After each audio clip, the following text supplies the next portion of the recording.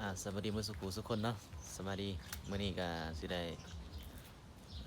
รีวิวกล่องใหม่แล้วก็ได้โทรศัพท์ iPhone 8เนาะ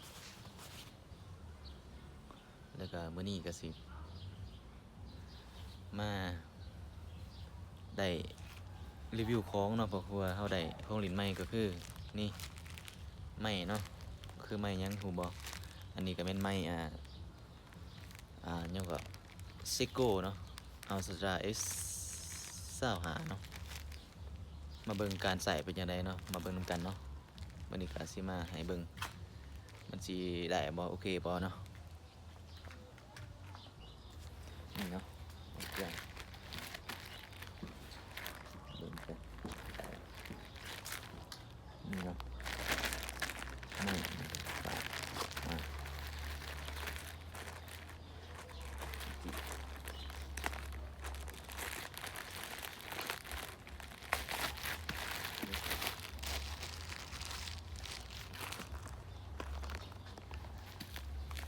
เป็นสิเนาะเบิ่งกัน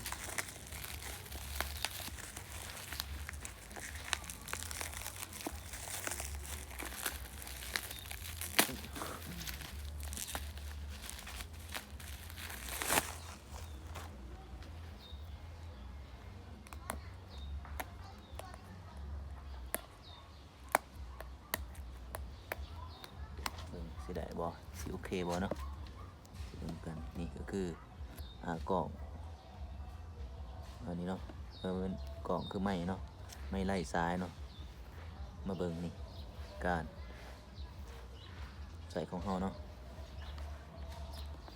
เบิ่งมันสิจะได้ใส่ได้อยู่บ่เห็นคือว่าเขานิยมใส่ตัวนี้เนาะราคา2,500,000พุ่นเด้2,500,000รับกล่องนี่เนาะสำหรับกล่องตัวนี้เนาะนี่โอ้คักนี่เนาะเดี๋ยวมาเปิดเบิ่งกันพี่น้องนี่บ่วะทางไหนวะเชื่อโอ้คักหนาดีเว้ย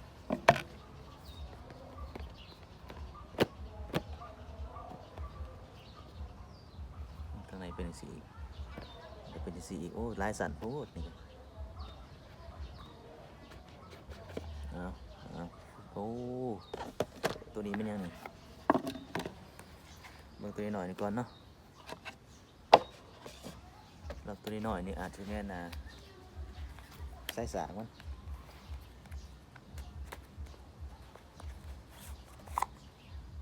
โอ้นี่มีปืนคู่มืออีกนี่เนาะตัวเบิ่งเนาะ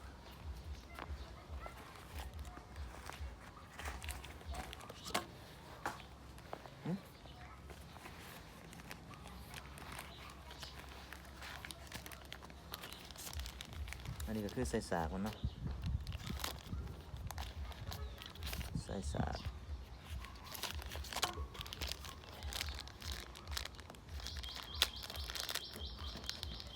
โอ้กระทงดำๆนี่ไม่ใส่สากเอาไว้ซะ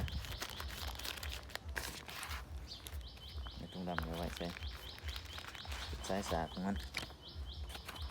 คู่มือเนาะโอเคแล้วมาเบิ่งตัวนี้อีกนี่ตัวนี้มันก็คือตัวกล่องเองตัวใหม่เองเนาะจะได้โอ้โอ้โอ้โหครับโน้ลายสันดีของแท้นี่ของแท้มันจะเป็นเดี๋ยวนี้เนาะโอ้นี่กูเซ็กป่ะกูเซ็กเนาะนี่โอ้เป็นก็ต้องจีกลายสันดีเนาะต้องจีกคักนี่โอ้นี่แหละตัวเนื้อในก็เอาตัวเนื้อใหม่มันเนาะหามันแดดนิดนึงมาลองใส่จะได้แบบนี้ว่าเปิดจะได้แบบนี้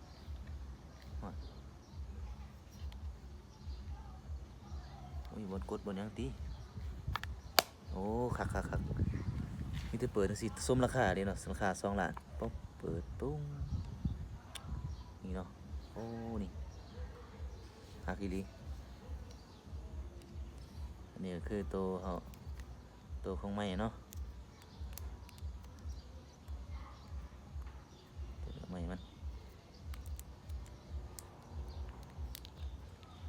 เวลาใส่ก็มันเขาจะซุปตัวนี้เขาเนาะนี่คือตัวไม้มันตัวซุปตัวใส่โทรศัพท์ไทยซี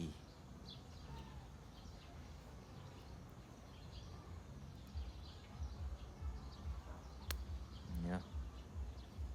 นี่สำหรับ iPhone มาใส่ตัวนี้เนาะโอ้ตัวนี้ใส่ซุปตัว iPhone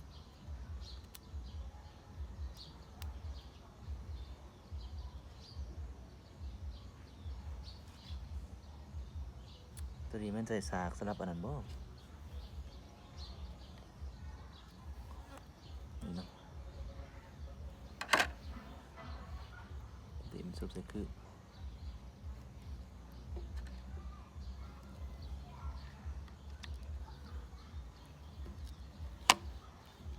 โอ้โห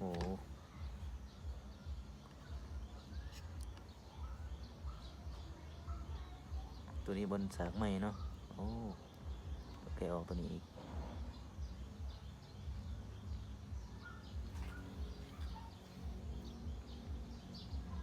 มีการใส่พี่ครับพี่มีลิกาอีก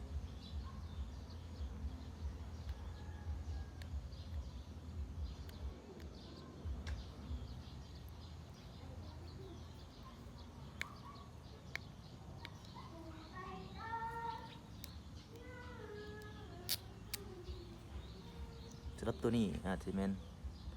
มี2 อันเนาะโอ้ตัวนี้คักโอ้ตัวนี้เขาจะมาลองใส่น้ำกันเนาะหลังจากนั้นก็ใส่นี่ปั๊บโอ้นี่สากปั๊บเนาะสากกันเนาะเปิดจะใส่ระบาดนี่มันสากเลยเนาะใส่คือกันเนาะ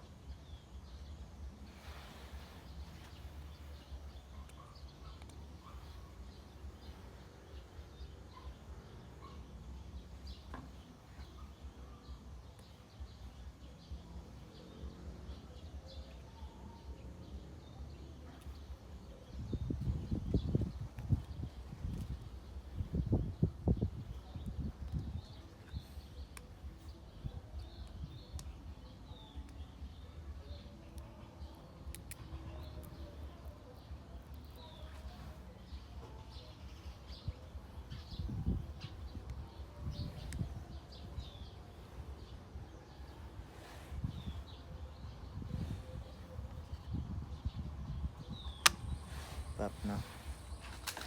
อันนี้มันซุปใส่ซับเนาะครับโอ้อันนี้คือบนสากสำหรับไม้สำหรับบนสากอันนี้บ่มีเนาะ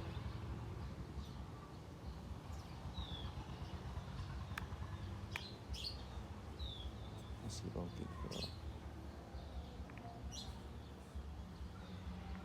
สีโ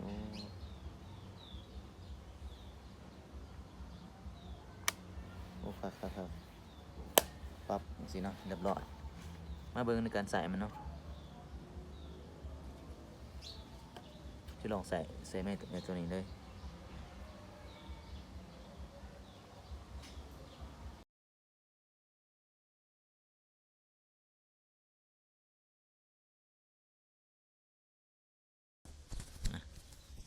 จะลองกันที่เปิดโอ้บันทึกกระไดอะโล1 2 3 4อะโลเนาะนี่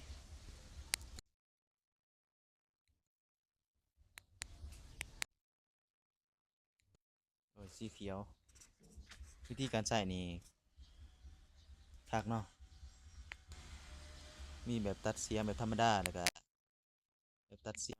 อัตโนมัติเนาะเสียโลเอานี่ไฟสีเขียวก่อน เห็นบ่ไฟสีเขียวอาจสีเขียวนะอาจจะเป็นจัดแจ้งอัตโนมัติอะโลอะโลอะโลอะโลเนาะตอนนี้ก็สิมาอันนั้นเนาะแล้วตัวนี้ก็สีฟ้าๆหมดสองเนาะสีฟ้าๆหมดสองสีฟ้าสองเนี่ยอาจจะเป็นแบบธรรมดาเนาะอันนี้อาจจะเป็นสีน้ำเงิน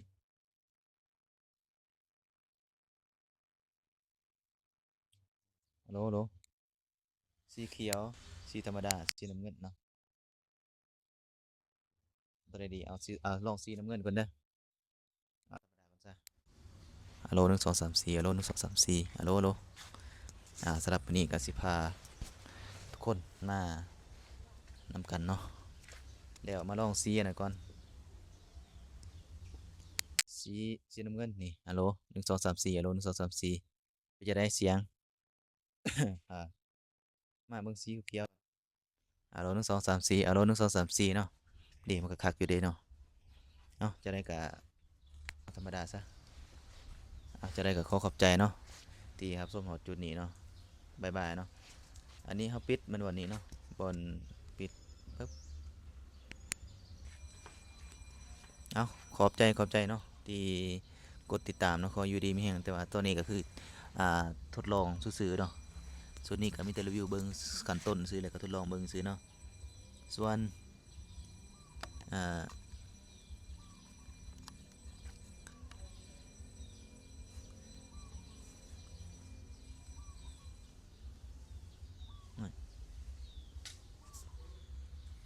ได้อยู่บ่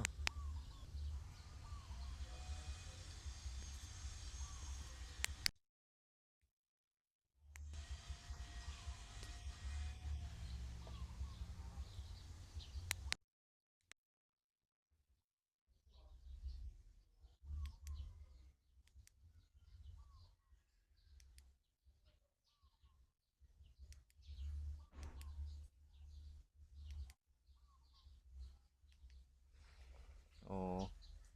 ได้เบิด2เนาะเดี๋ยวสิปิดก่อนโอเคใส่ทั้ง2ไม้ก็ได้เนาะเบิดอันหนึงก็ใส่อันหนึงปิดก่อนไว้ก่อนเรียบร้อยเอาสิมาตัวไหนก็ลองอีกคลิปหนึงก่อนเนาะเพื่อจะได้